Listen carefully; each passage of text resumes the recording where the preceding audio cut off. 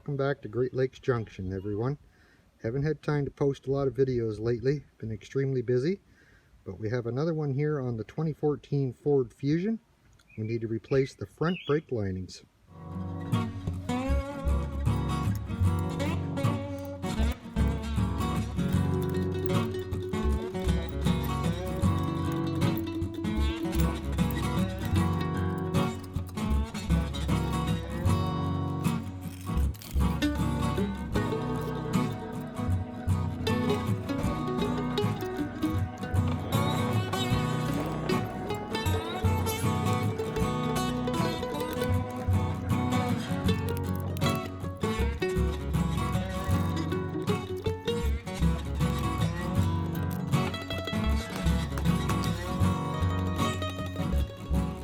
So some of the tools that I recommend you have with you. Now I'm in a climate where we do get snow for the winter months.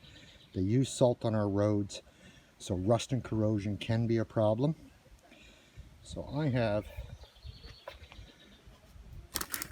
a wire brush on the end of a drill, and I'll show you where we're going to use that. I have a grease gun that just has some all-purpose grease in it. If you don't have a grease gun, you can buy just little tubes of grease. You don't need much for this at all. You need very little. We are working on the brakes, so you don't want to get oil or grease on the linings at all. So you have to be careful where you're putting it.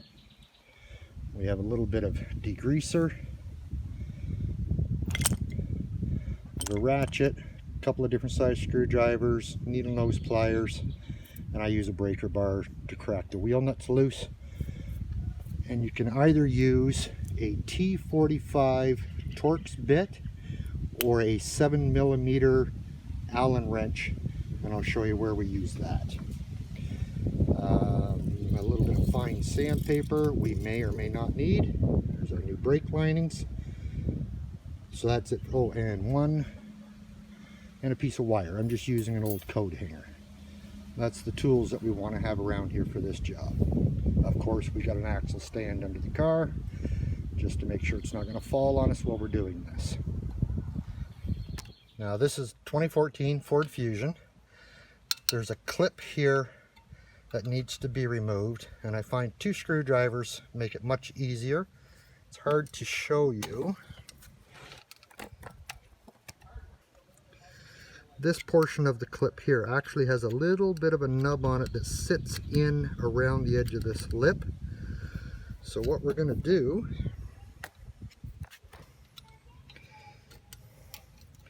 we can get a small screwdriver in there behind it, and we can pull that nub back, and at the same time a larger screwdriver in there to pull the clip out.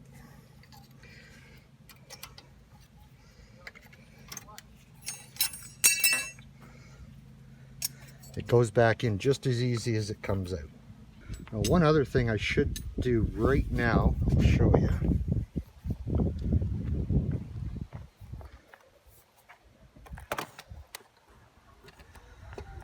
Okay, I've already done the brake linings on the driver's side of the car. We're currently working on the passenger side. This is for your brake fluid. Now, before I started, I was below the maximum fill line on this. And having done the driver's side already, we're right here at the top. And I'll show you why when we're doing the brakes, why that happens. So I'm just going to use a turkey baster and a clean jar. And we're going to take some of that brake fluid out. We can put it back in later.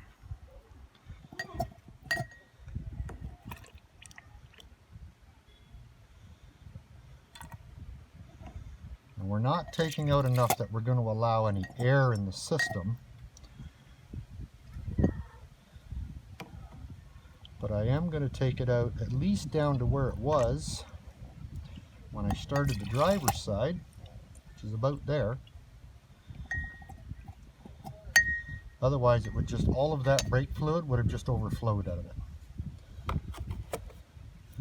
And I'll just leave that back on there loosely to keep any dust or anything from blowing in there.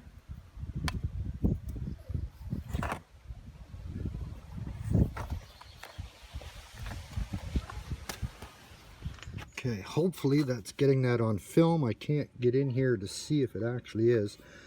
On the back of the caliper here, there's a plug. There's actually two plugs.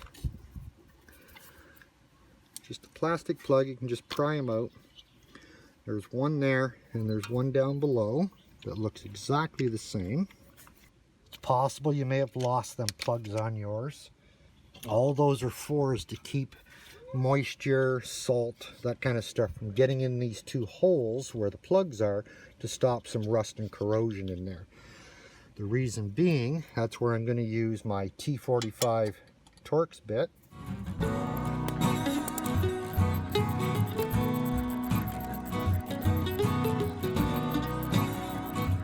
Now it's loose, it's unthreaded all the way, but it's not coming out because there's a rubber bushing in here that's turning in, so it doesn't just come all the way out.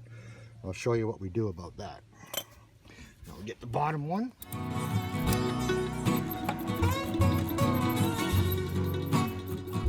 Okay, so there's where we took the plastic cap off. It was right here, and I had my Torx bit inside of here, and here's the threaded end of that pin that I was loosening off. So if you put a small screwdriver in those threads,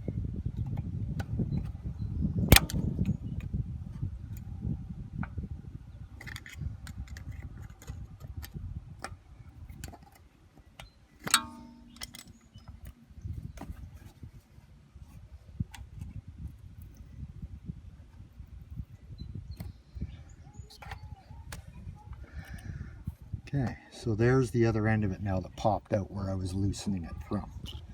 So there's our two pins we took out. Now a lot of brake jobs will fail you down the road, not necessarily the brakes, but the way the brakes are meant to work.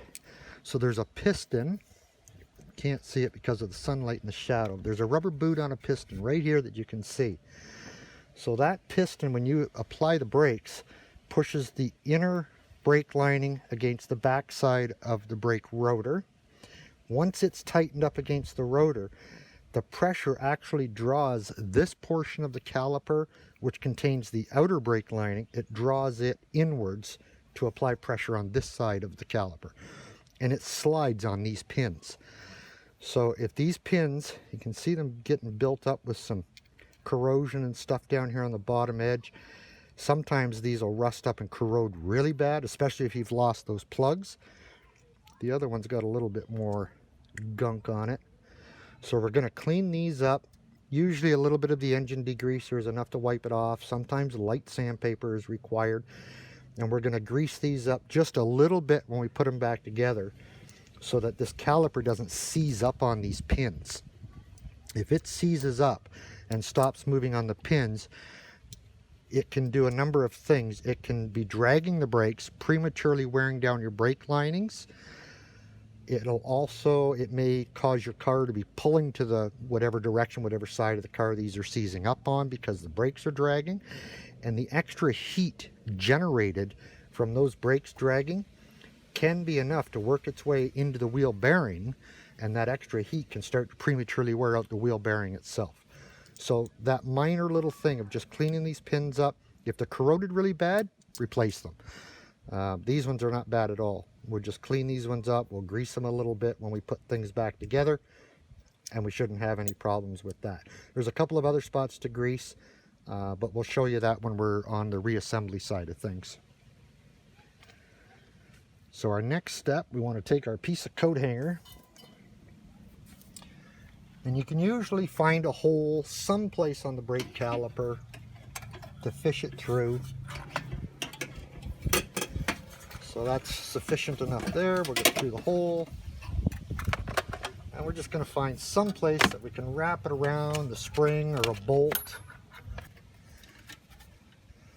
And all that's going to do for us when we take this caliper off, it can hang on that wire instead of hanging on the flexible brake hose. Okay, so here's your flex line with your brake fluid down to the caliper. So that wire is just going to give us something to hang that caliper on instead of the weight of it hanging on that rubber flex line. This is why we took some brake fluid out of that master cylinder. I'm putting a screwdriver in. See if I can get this for you. Okay, so there's the rubber boot that's over the piston. Directly in front of that is the inner brake lining, and I'm just trying to get the edge of that brake lining in there with the tip of the screwdriver, and I'm prying it so it forces that piston back in.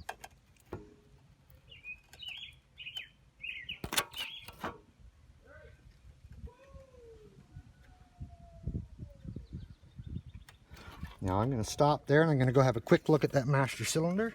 We're okay. We are not overflowing up there this time.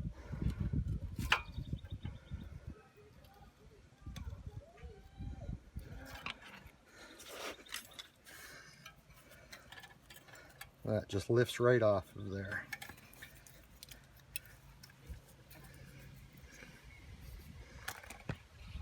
So there's our inner lining. And that one pops out. It has these clips on the back of it that go inside the piston to hold it in place.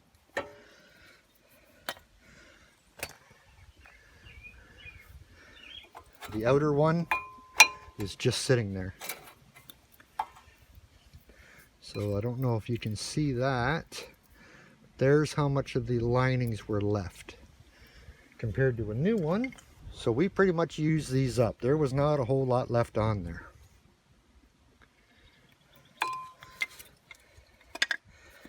And that's the reason why we wanted to take all that fluid out when we push that piston back in. If you've kept up topping up your fluid as it gradually went down, when you push that in, all that fluid's got to go somewheres, forces it all back up to that master cylinder, and if there's no room for it, it's just going to overflow and make an oily mess everywhere. Okay, so the old pads are out. Now, before we start putting the new ones in, again, because I said I'm in a climate that gets rust and corrosion, so we're going to clean some spots up. And where we're going to clean, this new pad sits in there, like so. This point, and there's another one at the bottom that you can't see, it's off camera. So this pad has to move on those 2 points. So it's sliding as that caliper is pushing this over. So these points here get very rusty. So I just want to clean those up, top and bottom, inside and out.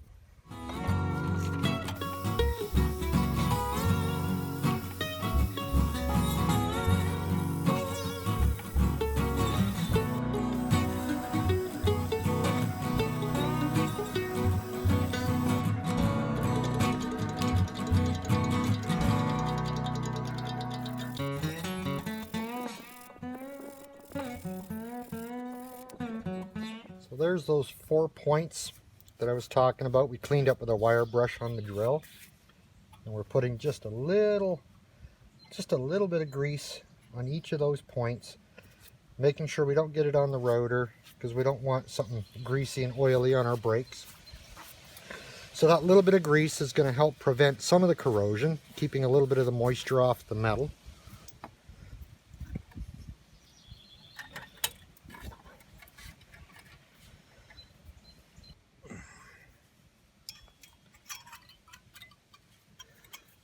Try and get the camera in here.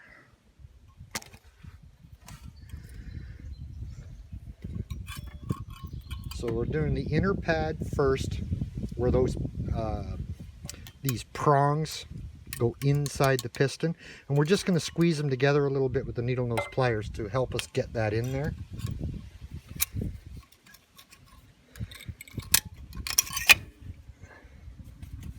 So that'll hold that in there just nicely for you. And we'll swing that caliper back around. And we're going to check and see. I haven't put the outside brake pad in there yet. And I'll show you why. So I'm checking the clearance that I have in here for the thickness of that other brake pad.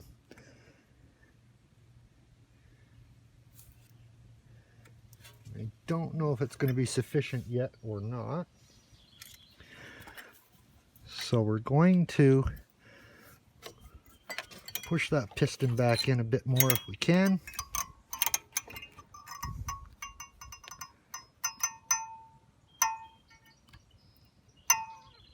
Okay, that's about all it's going to move.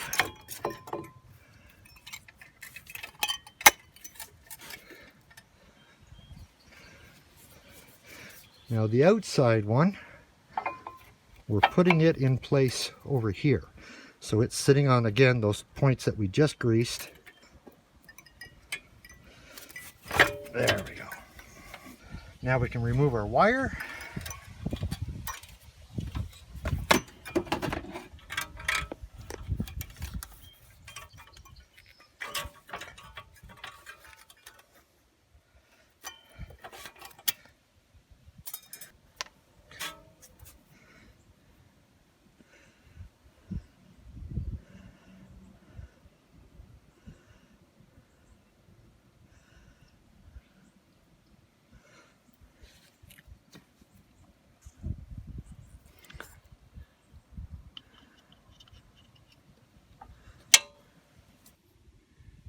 So we greased our pins up.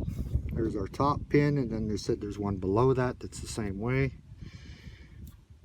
And when you start to tighten these up, you may have to just move the caliper around a little bit to get the threads to line up to its hole, but that's a simple enough thing to do. So we've tightened up our 2 pins that we greased. We put the plug in the bottom. We're just putting the plug there. They just pop back in. So our little dust cover there.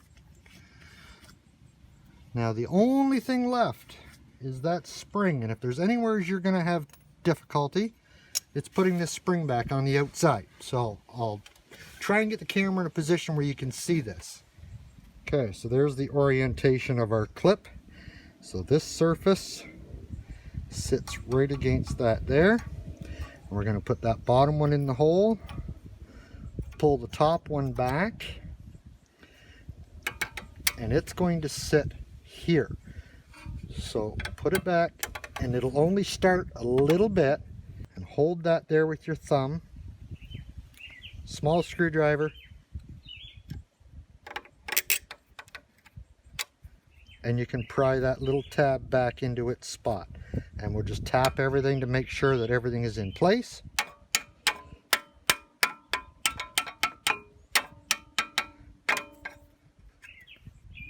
And that's it. That clip is back in just that easy.